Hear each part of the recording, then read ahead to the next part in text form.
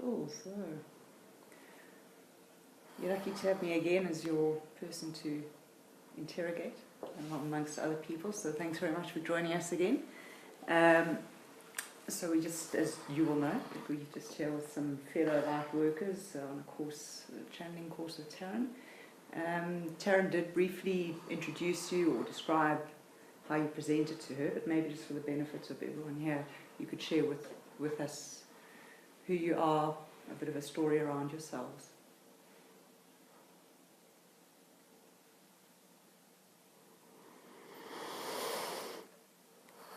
We are honored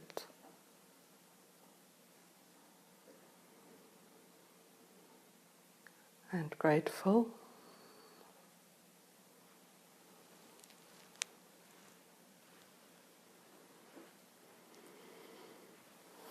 to share with you today.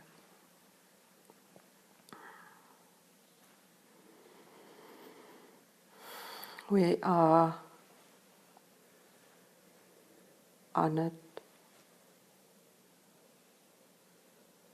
and in gratitude of you all.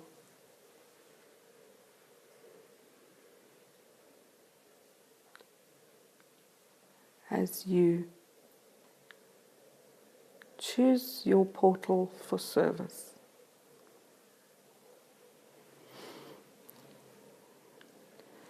You ask who we are.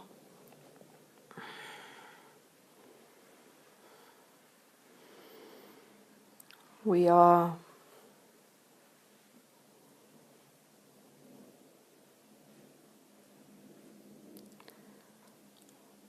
one voice,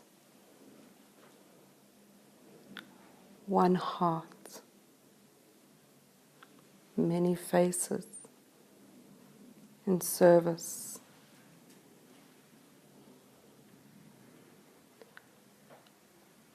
of elevation. This is not the word you're thinking of.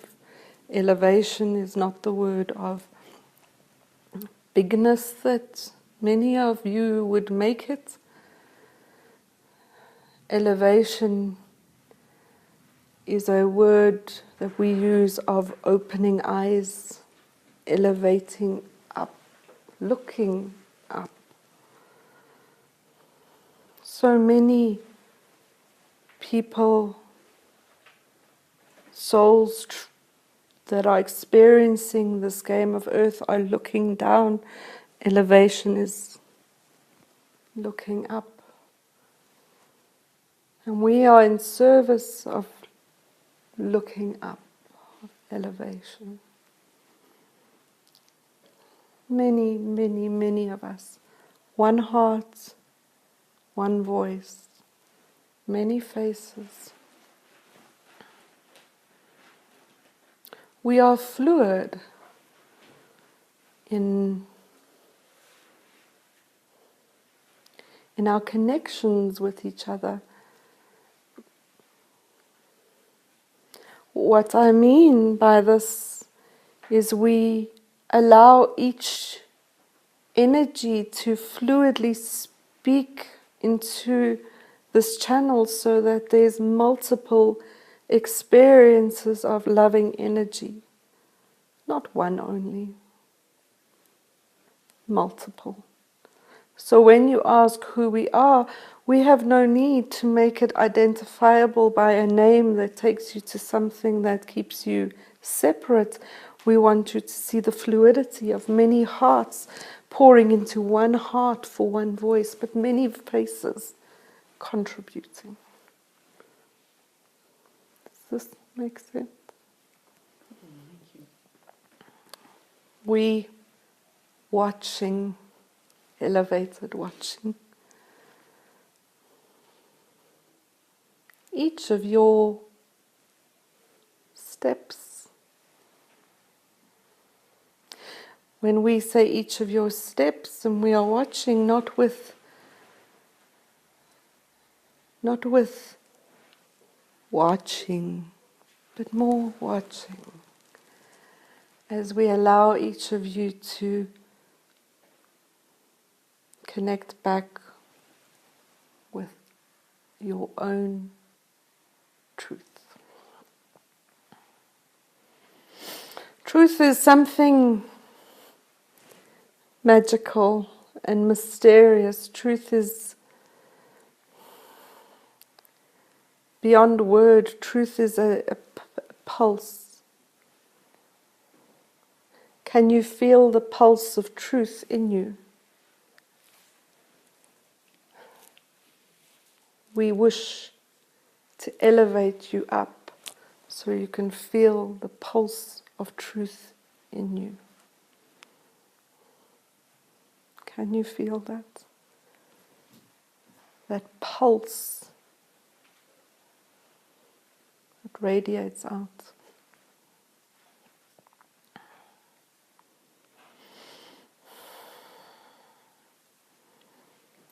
Each pulse generates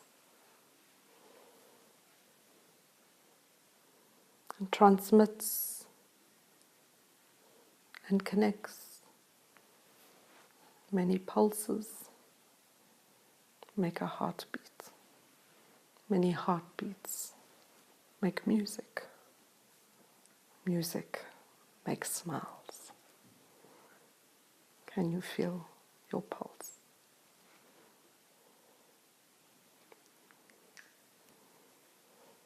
So, in that feeling of the pulse, and I know it's kind of maybe a bit of a follow-on question on the last conversation around, describe the naturalness of truth. You've spoken around truth now, and blade of grass being a blade of grass, and I guess one of the things that I certainly struggle with in this work is following my truth, and it was a great distinction between you and truth. Found that useful. Can you maybe just expand on that? We remember your laugh. For the benefit of all, we will recap. Yes.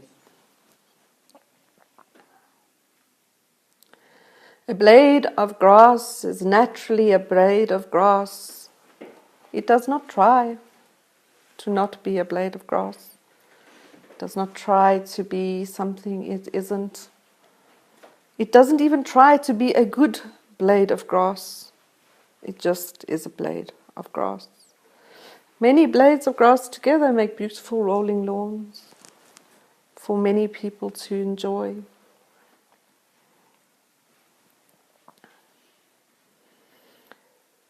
It's natural for a blade of grass to do what a blade of grass does. It's natural for, I'm using it the way we taught it last time, for simplicity. It's natural for a raven to be a raven. And so the calling is, what's the naturalness for you? Where's your naturalness? What are you trying to be that you are not? That if you allowed yourself to be the naturalness of who you are, you would contribute to rolling lawns that make up beauty in the world.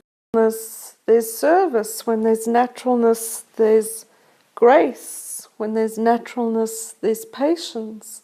When there's naturalness, there's joy. When there's naturalness, there's love.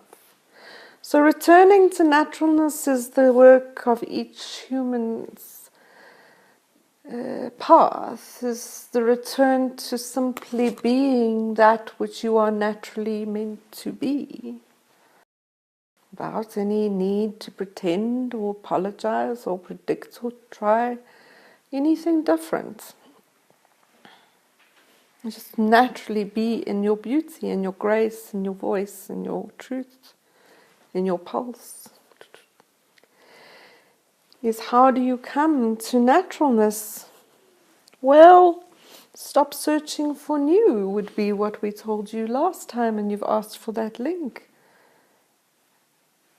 Is newness distracts you from naturalness. The search for, I must be cleverer than I am now.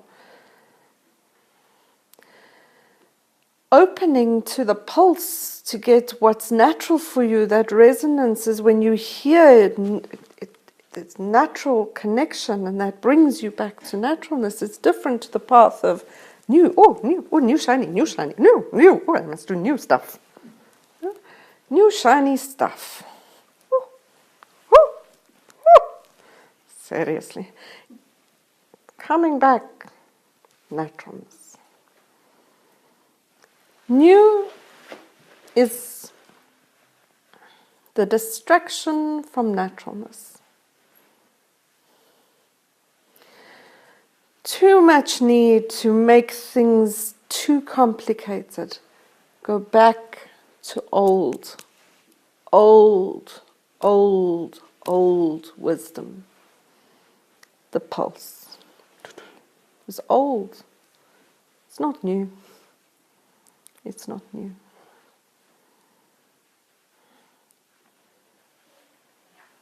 Have we covered? It's in the way that you... Thank you. So I'm going to just ask one more question, and I'm going to open it up to people here. So I guess maybe just an invitation as opposed to a question, or maybe there's a question. So in light of the word pulse, it's a great word, and being amongst fellow light workers on this journey of learning each channel, is there anything that you would like to impart to them, share with them, that you feel might be useful as we continue on our learning journey of channeling?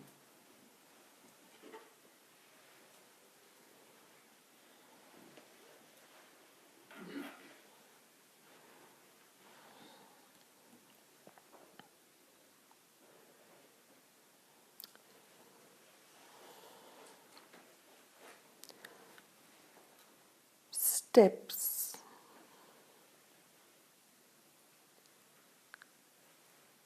Become aware of steps. Not steps like going up, steps like 1 step, 2 step.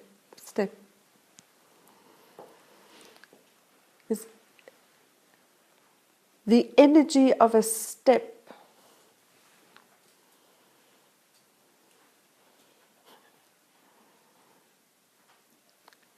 creates pathways of change. A step in anger creates a pathway. A step in love creates a pathway. Each step creates pathway. And as I step, I create paths. And as I create paths, I create milestones, ways for connections. Because my step, your step, all the steps, they cross, they move. And so each step that you take creates pathways. And as we visualize the step of a foot on the ground, and as it moves with the ground, it creates shift and transformation underneath, and as it shifts underneath, there's a receiving and it shifts it upwards. And so this continual evolution of your contribution to the earth and to the sky through this body that you have chosen to use in this lifetime is your legacy. We do the symbol because if you look, you see it's the infinity symbol. The infinity symbol goes through you, down under the earth, comes up through you and above you. And each step you take is the impact you have on the earth, and it is what you would call legacy, is the infinite potential of the impact you are having in the steps you are taking. So our only question is what step you take next. And what's the energy of the step you take? Not where you're going to come back, step. So each moment of awareness provides input for a new step. Each step you take changes the pathway of possibility.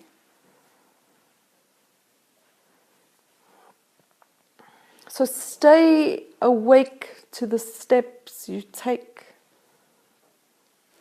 Step now. What's the next step? And what's the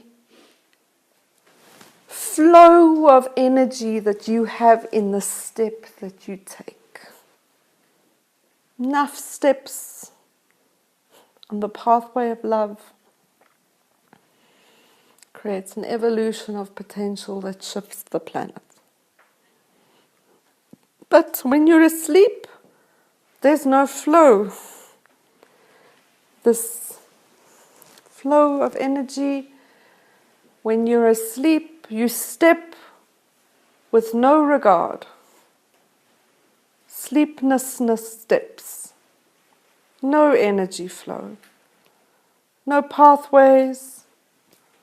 No impact other than nothingness. And I talk about nothingness here as in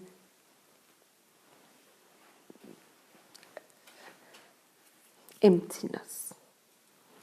So, as you take steps, are you awake?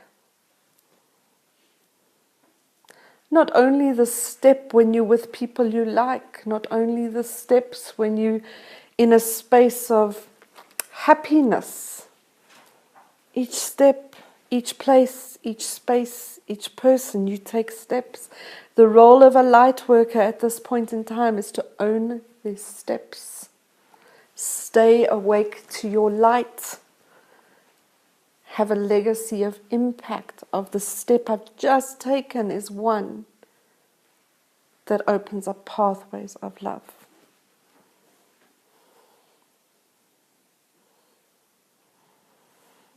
You are all light walkers rather than light workers. You walk with light. You take the steps of transformation as light walkers, as love leavers. You leave love as the trail of steps that you've come from.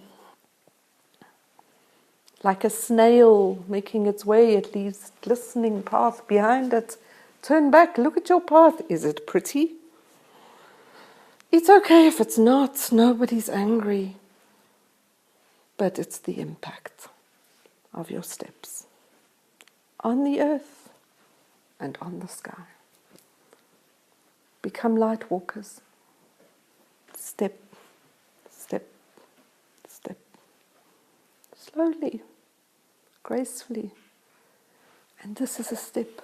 And this is a step. So even if you can only move your toe, it's a step. Take a step. Little steps. Big, big, big transformation. Similar to new, we see so much procrastination as a tool of then we will. When I know, then I can. And we know this channel, she talks when then because we push that through her, is that when then, now take a step. As you get up tomorrow and you go into this group, they think of this not as the real world. They go into the real world. Maybe this is just you, but we talk generally as a group. Did you read my mind? But in the real world, whatever you think that is the steps you're taking. What's the trail? Book there. We never read your mind. No. So in my little pink book, when I was sitting just prior to going into the session, I actually wrote there, I'm not taking this training seriously. You know? So interesting enough, it's okay. So each step has an impact, and in fact, was my conversation with Salome around getting intimate with not disconnecting from the sessions here in this space and going to your point like tomorrow, and then there's a disconnect and then coming back in, but actually being consciously awake of the impact of each step. So thank you for that. Good. So there we go. The floor is open. Questions.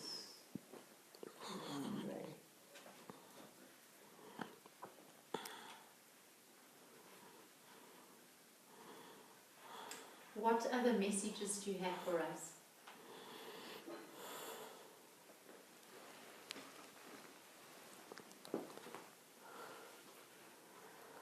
When you say us, we refer to you.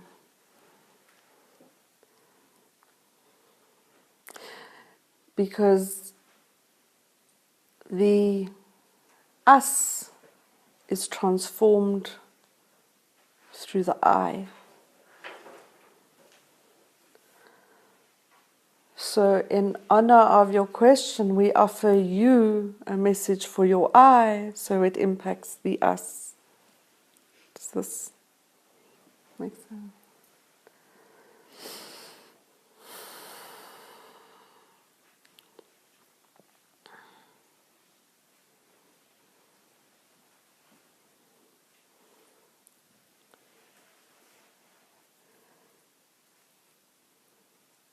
There is a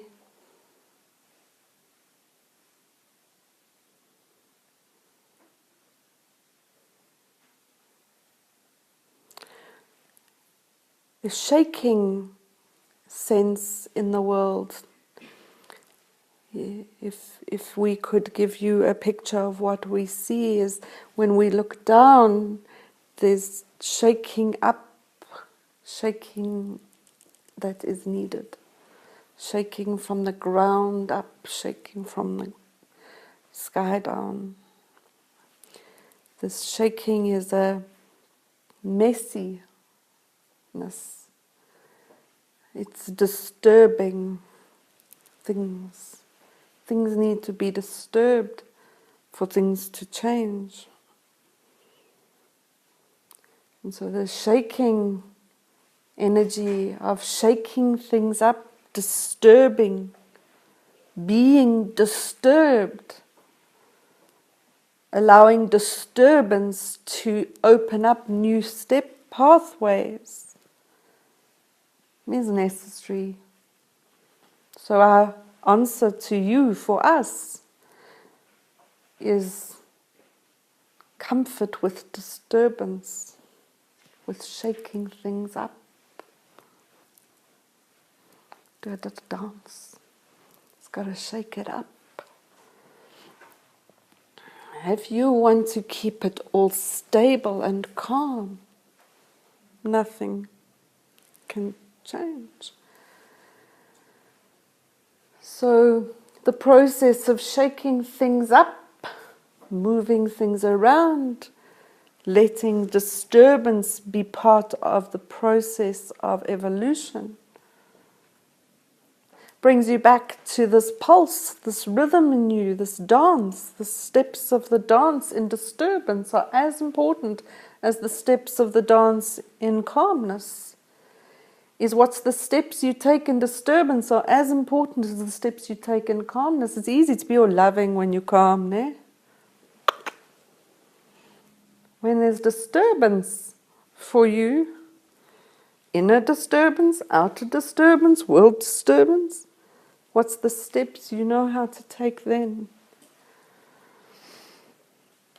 So the bravery, or the bravery is not the word, but the courage, the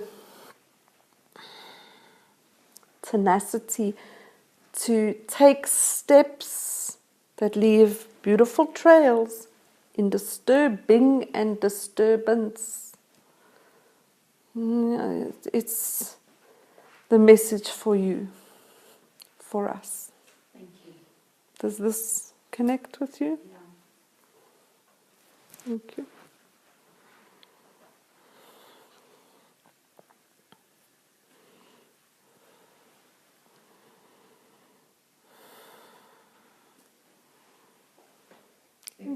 If there's one important message that we can tell others, so that we can live, that we can communicate, that we can become, what could you give us one? Or many? One message that you can express. That can help bring light and love to the planet, to consciousness.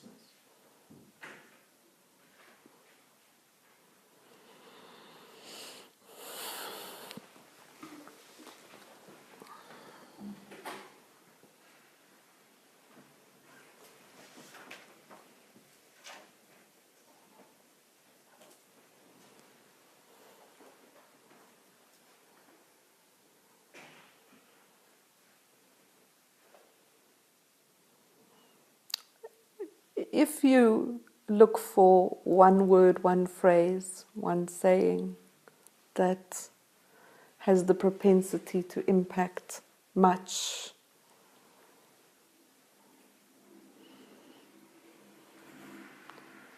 the word we would say is thank you. If you want it to be as simple as one word, and we honor you, we're talking about this earlier, thank you. Thank you brings an essence of seeing to it. You can't thank for something you don't see. So if I say thank you for being here, it's because we see you are here. Thank you for your question. We see and hear your question. There's a relationship of seeing to thanking. That is, if you wanted a simple word. Thank you also releases the need for change. Now this will sound paradoxical to the shaking things up conversation we've been having.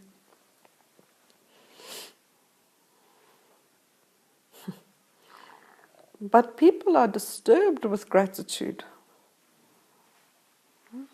Especially when it's gratitude for exactly the way you are, without any need for anything to be different. Then I allow you the highest form of love, which is the freedom to take your steps on your path in exactly the way you want to. Thank you for walking next to me. Thank you for being a step in my path. People are disturbed by gratitude. They are shaken up by genuine gratitude. Because the mind is not present, and the mind is not grateful, and the mind is not focused on wholeness. The mind is in the future. The mind is always focused on what's next. The mind is always focused on brokenness and new. So when I say thank you for now, for here, in exactly the same, in the way it is, no need for change, no need for anything. I see you, thank you. I hear you, thank you. It moves out of the mind to the heart. Now thank you can be a thank you, thank you, thank you, thank you, thank you, thank you, thank you. That's nonsense stuff. We're talking about genuine. Does this answer your question? You talk about, so at the moment we have this fascination with new, and you spoke earlier of returning to old wisdom. Can you give us a little bit of a bigger picture of what you mean by returning to old wisdom? Give the mind back one.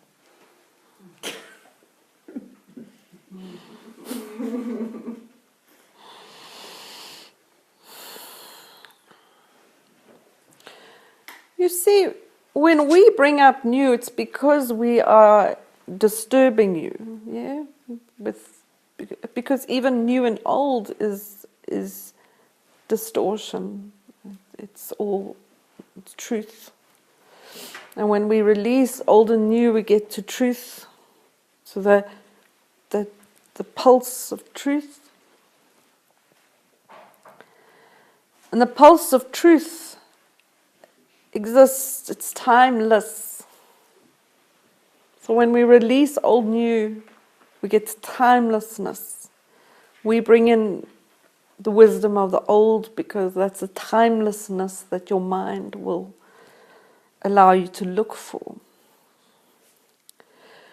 So when we talk about this pulse of truth, it's a reconnection to the seed, the grain of wisdom you brought into this lifetime with. Because you didn't come here with nothing. You came here with everything. And the everything is the wisdom.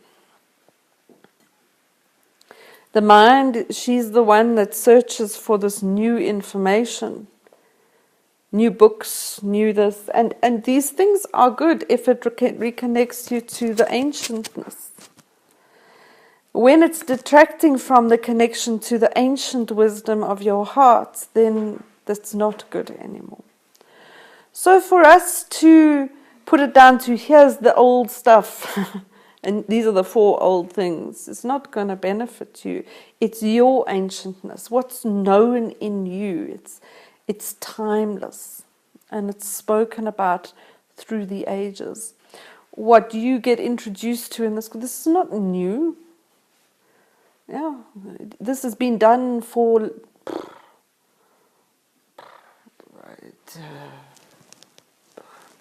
in every planet, in every consciousness, in every culture.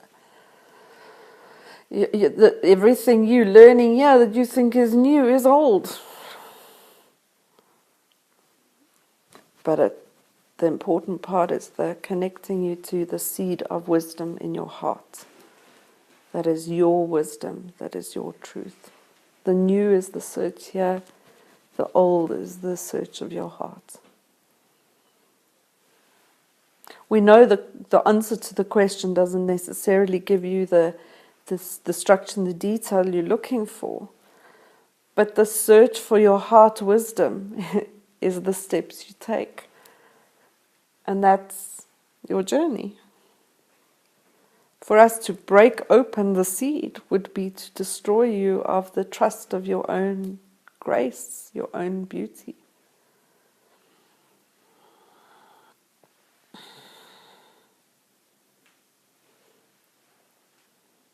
Does this give you an answer? It does, thank you. You return to your truth. The last conversation, which is the smile one that happens for this young lady here, is the one where how many layers of dirt is that seed under? That seed of truth, that seed of wisdom in you, how many layers of dirt? If this is like the seed for an oak tree, if we imagine it as being that, if it's layers of dirt, you can't see the seed, and it has to work really hard to come through the dirt. And everybody's working really hard to push through the dirt, get rid of the dirt. Go back to the source and create the environment for growth of the wisdom so that it can blossom. You guys on earth have this real belief of working hard to get through the dirt. No, sweep the dirt away and then it can blossom easily. Don't make it hard work. Overvalued. Bless you. Is that what you... That is exactly what I wanted to ask, because Taryn did mention yesterday to me about the seed and the layers around that, and how to get through that, layers to get to the seed. Mm. Might be a very useful and valuable insight. We encourage so much at this point in time to make easy valuable. So much, we get so caught up in hard as value, ease as low in value. When your mind associates value with something, if the harder it is, the more valuable it is. And the opposite is the need for truth, the pulsation of truth. Is how do we value easy? How do you give value to easy? to ease, to flow, to naturalness, to that which just pulses, to the little steps. Even when it comes to money and abundance and prosperity, all the words you like to use around this, you have a relationship of hard is more. Harder I work, more money. The harder it is, the more reward. And it keeps you pushing through the dirt and getting distracted with new. To go back to easy. A blade of grass doesn't work. It's just blades of grass itself. And the rewards come. You've got a question. Does the Diamond Ray Council only serve Earth and humans, or do you serve other planets and universes? Or give guidance? All. Is Earth harder Then than other universes or planets? some universes, planets, places, cultures, even places on Earth value easy. They grow quicker. When you value hard, you grow slower. So, grow quick. But even on Earth,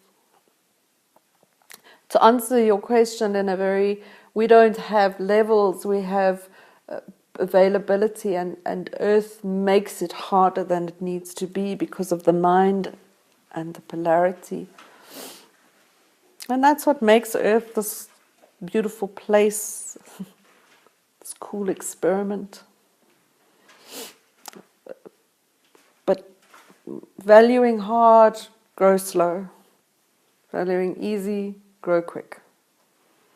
Other planets have learned that. They value easy. Reward easy. Your question. How do we begin to share what we are doing now with, for example, our families or our friends, but who I can say are still sleeping as opposed to awakening as us in this thing. So what is the best way to begin sharing this information, which is, I think, useful for them as well?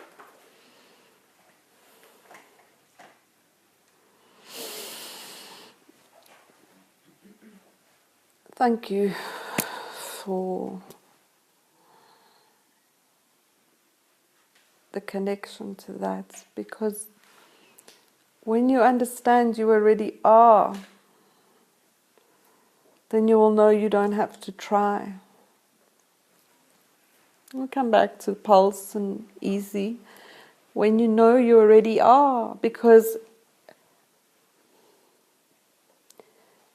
when you walk in a room, you disturb. Yeah. If you don't, go back to sleep. When you walk in a room, when you sit in a conversation, when you get out your car, when you get into when you do everywhere you are, you're disturbing. Your energy is the more awake, if you wanted to use this word, you are, the more you will disturb. The question is for you, are you comfortable with disturbing? Or do you make yourself go back to sleep so that you're not disturbing? Does this make sense, the way we saw it? So you don't have to try, you need to be the blade of grass you are, and by being the blade of grass you are, you will disturb, and by disturbing you will pulsate at your truth, and by pulsing at your truth you will take steps that will lead the pathway forward. And so you don't have to make anyone see You just have to not accommodate so that it's calm. You need to disturb. But not disturbing with anger or with words or with intellect, by being. By shining, being the blade of grass. By valuing easy. By taking steps. By sharing your pulse. You disturb. Are you comfortable with disturbing? So when you ask, how do you? It's by being comfortable as a disturber. As a light walker, you disturb. And if you are okay being a disturber, it will happen for those that need to be disturbed. But you don't need to try.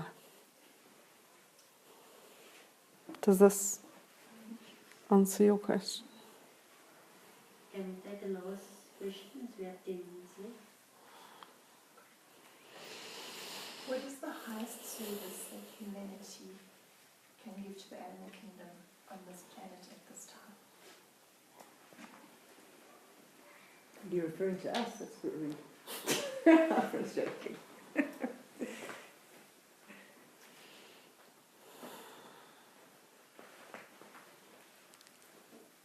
We smile at the question because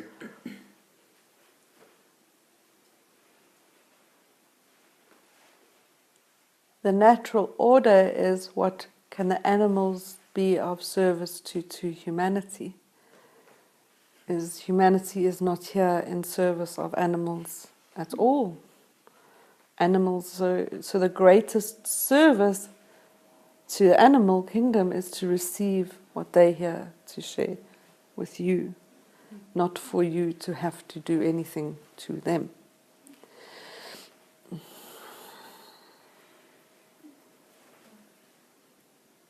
The hierarchy of power, meaning what is weak and what is strong and who is taking care of who or what is taking care of what, is the one of bringing to equality. And equality is not fairness, it's simply being what you need to be is the equality. And so the service for you is making people receive what the animals are here to give, even those that appear weak, which are not weak. Is the animals are here in service.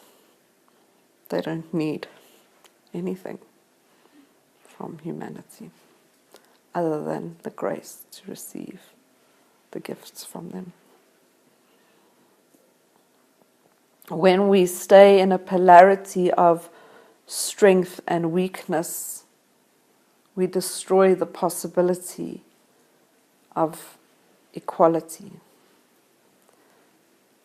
And so, whether it's on a human or animal or cultural or whichever level, for as long as anyone has in their mind the polarity of strength and weakness, we disturb the possibility of equality. So the gift we give each being we meet is to see them as equal to us, not one power, one weak, one strong, one not. Equal, and equal to you. How cool. Little ant, equal to me. Me equal to lion. Not one strong, one weak. This holds apart equality. Does this answer your question?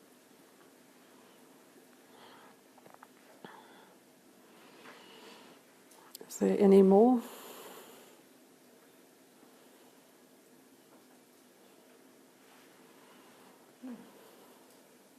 Thank you. Thank you very much for visiting, for the insights. Thank you for the steps you take.